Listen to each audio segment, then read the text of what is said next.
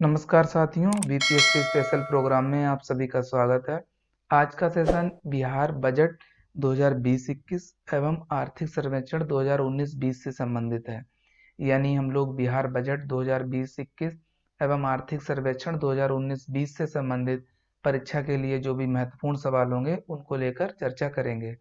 तो साथियों, ये सेशन काफ़ी महत्वपूर्ण है क्योंकि प्रीवियस ईयर में भी क्वेश्चन बजट और आर्थिक सर्वेक्षण से पूछे जा रहे हैं।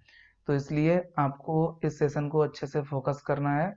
तो साथियों, यदि आप हमारे चैनल पर नए व्यूअर हैं तो सबसे पहले चैनल को सब्सक्राइब कर लीजिए। इसके साथ ही बेल आइकन को भी प्रेस कर लीजिए जिससे आपको हमारे आने वाले सभी वीडियो की नोटिफिकेशन मिल सके। चलिए अब हम लोग आज का सेशन शुरू करते हैं। आज के सेशन का पहला सवाल है, सवाल नंबर 1, वर्ष 2020-21 के लिए बिहार का बजट किसने पेश किया? A option Sushil Kumar Modi, B option Shri Nitish Kumar और सी ऑप्शन श्री प्रेम कुमार और डी ऑप्शन नंदकिशोर यादव। तो इसका सही जवाब है ए ऑप्शन, यानी सुशील कुमार मोदी। ये बात आपको याद रखनी है कि हाल ही में अभी बिहार में विधानसभा चुनाव हुए हैं, तो नवगठित सरकार में जो सुशील कुमार मोदी हैं वो उप मुख्यमंत्री नहीं रहे। उप मुख्यमंत्री यानी ये जो पुरानी सरकार थी उसमें मुख्यमंत्री थे, उसी टाइम इन्होंने ये बजट पेश किया था। वर्तमान में नए मुख्यमंत्री कौन बनी है तो आपको याद रखना है रेणु देवी, ये नई उप मुख्यमंत्री बनी है बिहार की, आपको ध्यान रखना है। अब हम लोग अगले सवाल पर आते हैं। अगला सवाल है सवाल नंबर 2, वर्ष 2020-21 के लिए बिहार का बजट पेश किया गया है। ए ऑप्शन 12 मार्च 2020 को, बी ऑप्शन 12 फरवरी 2020 को, सी ऑप्शन 25 फरवरी 2020 को और डी ऑप्शन 28 फरवरी 2020 को। तो इसका सही जवाब है सी ऑप्शन, यानी 25 फरवरी 2020 को। अगला सवाल अगला सवाल है सवाल नंबर 3, बिहार राज्य में वर्ष 2020-21 का कितने का बजट पेश हुआ? यानी आपको राशि बतानी है। ए ऑप्शन है 1,60,085.69 करोड़ रुपए का और बी 1,16,886.36 करोड़ रुपए का और सी 2,11,761.49 करोड़ रुपए का और डी 2,0501.01 करोड़ रुपए का। तो इसका सही जवाब है सी ऑप्शन, यानी 2,11,761.49 करोड़ रुपए का। अगला सवाल है सवाल नंबर 4, बिहार बजट 2020-21 में रुपया कहाँ सबसे अधिक खर्च होगा? ए ऑप्शन लोक ऋण, जिसको पब्लिक डेब्ट कहते हैं, पब्लिक डेब्ट। दूसरा आर्थिक सेवाएं यानी इकोनॉमिकल सर्विसेज और सी सामान्य सेवाएं यानी जनरल सर्विसेज और डी सामाजिक सेवाएं यानी सोशल सर्विसेज। तो इसका सही जवाब है डी ऑप्शन, यानी सामाजिक सेवाएं। अगला सवाल है सवाल नंबर 5, बिहार के बजट यानी 2020-21 में राजकोषीय घाटा, जिसको आप फिजिकल डेफिसिट भी कहते हैं, फिजिकल डेफिसिट, रहने का अनुमान है। ए ऑप्शन 3,938.86 करोड़ रुपए, बी ऑप्शन 3,695.95 करोड़ रुपए, सी ऑप्शन 4,020.82 करोड़ रुपए और डी 20,374 करोड़ रुपए। तो इसका सही जवाब है डी ऑप्शन, यानी 20,374 करोड़ रुपए। अगला सवाल है सवाल नंबर 6, बिहार बजट 2020-21 में राजस्व शेष यानी रेवेन्यू सरप्लस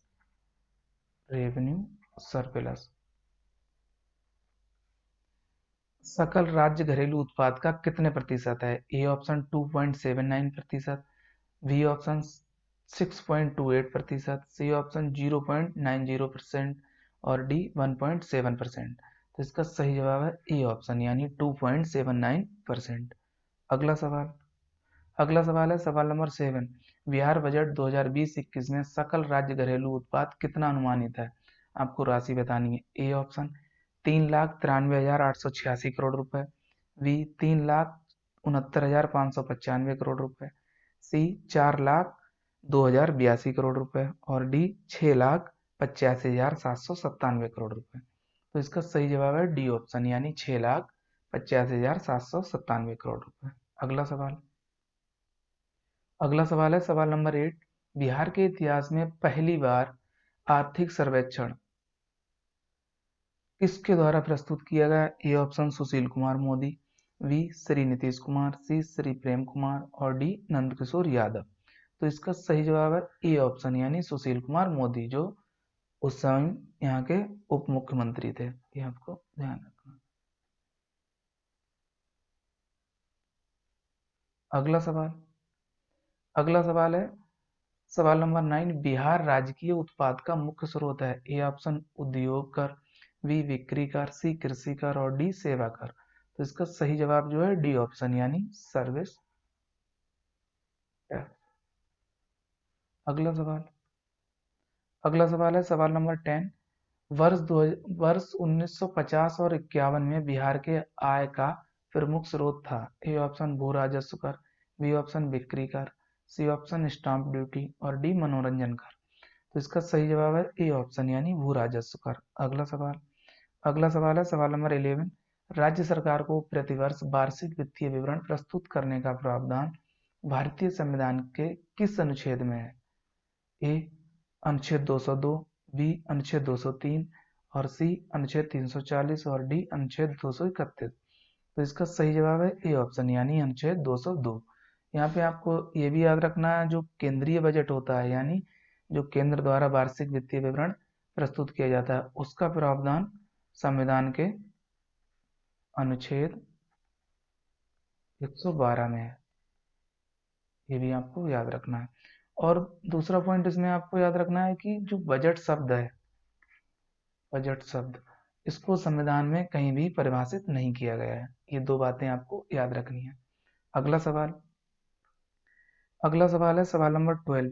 भारतीय संविधान के किस अनुच्छेद के तहत राज्यों को केंद्र सरकार द्वारा उद्गृहित और संग्रहित कर में हिस्सा प्राप्त है? ए ऑप्शन अनुच्छेद 295, बी अनुच्छेद 270 और सी अनुच्छेद 212 और डी अनुच्छेद 282। तो इसका सही जवाब है बी ऑप्शन यानी अनुच्छेद 270। अगला सवाल है सवाल नंबर 13। भारतीय संविधान के किस अनुच्छेद के तहत राज्यों को केंद्र सरकार द्वारा सहायता अनुदान प्राप्त होता है? ए ऑप्शन अनुच्छेद 295, बी अनुच्छेद 275, सी अनुच्छेद 212 और डी अनुच्छेद 282। तो इसका सही जवाब है बी ऑप्शन यानी अनुच्छेद 275। अगला सवाल है सवाल नंबर 14। वर्तमान में बिहार की प्रति व्यक्ति आय का संपूर्ण भारत के राज्यों में कौन सा स्थान है? ए ऑप्शन 15वां, बी 16वां, सी 23वां, डी 28वां। तो इसका सही जवाब है डी ऑप्शन यानी 28वां स्थान। अगला सवाल है सवाल नंबर 15। वर्तमान में बिहार का सबसे अधिक प्रति व्यक्ति सकल जिला घरेलू उत्पाद वाला जिला है? A option Patna, B Nalanda, C Munger और डी इनमें से कोई नहीं। इसका सही जवाब है ए ऑप्शन यानी पटना। अगला सवाल है सवाल नंबर 16। जीविका बिहार सरकार की एक पहल है, इसका संबंध है? ए ऑप्शन रोजगार सृजन से, बी वित्तीय समावेशन से, सी गरीबी उन्मूलन से और डी सार्वजनिक वितरण से। तो इसका सही जवाब है सी ऑप्शन यानी गरीबी उन्मूलन से। अगला सवाल है सवाल नंबर 17। किस राज्य ने 7 निश्चय विकास कार्यक्रम लाया? ए ऑप्शन झारखंड द्वारा, बी गुजरात राज्य द्वारा, सी बिहार राज्य द्वारा, डी उत्तर प्रदेश राज्य द्वारा। तो इसका सही जवाब है सी ऑप्शन यानी बिहार द्वारा। अगला सवाल है सवाल नंबर 18। काफी महत्वपूर्ण सवाल है, मोस्ट इंपॉर्टेंट। प्रधानमंत्री आवास योजना ग्रामीण के अंतर्गत कब तक किफायती आवास उपलब्ध कराने का लक्ष्य रखा गया है? ए ऑप्शन 2021 तक, बी 2025 तक, सी 2024 तक और डी 2022 तक। तो इसका सही जवाब है डी ऑप्शन यानी वर्ष 2022 तक। यहाँ पे ये आपको डेडलाइन अच्छे से याद रखनी है, काफी महत्वपूर्ण है। आपको पता होगा 2 स्कीमें हैं, प्रधानमंत्री आवास योजना ग्रामीण और प्रधानमंत्री आवास योजना शहरी।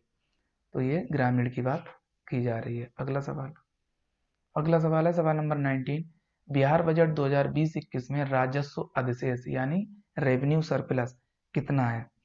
आपको राशि बतानी है। पहला 3,949 करोड़ रुपए और दूसरा बी ऑप्शन 6,122 करोड़ रुपए, सी ऑप्शन 10,174 करोड़ रुपए और डी ऑप्शन 19,172.80 करोड़ रुपए। तो इसका सही जवाब है डी ऑप्शन यानी 19,172.80 करोड़ रुपए।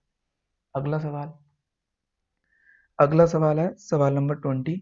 बिहार के बजट 2020-21 में राजकोषीय घाटा यानी फिजिकल डेफिसिट सकल घरेलू उत्पाद का कितने प्रतिशत रहना अनुमानित है? ए ऑप्शन 2.97%, बी 6.28%, सी 0.90% और डी 1.7%। तो इसका सही जवाब है ए ऑप्शन यानी 2.97%। अगला सवाल काफी महत्वपूर्ण सवाल है।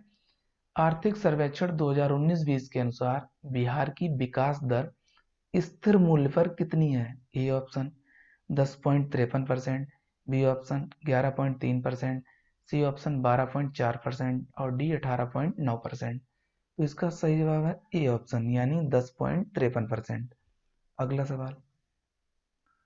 सवाल है सवाल नंबर 22। ये भी महत्वपूर्ण सवाल है, मोस्ट इंपॉर्टेंट। बजट सत्र 2020-21 में बिहार सरकार ने 2021 में कराई जाने वाली जनगणना यानी सेंसस में निम्न में से किस आधार को शामिल करने का प्रस्ताव पारित किया है?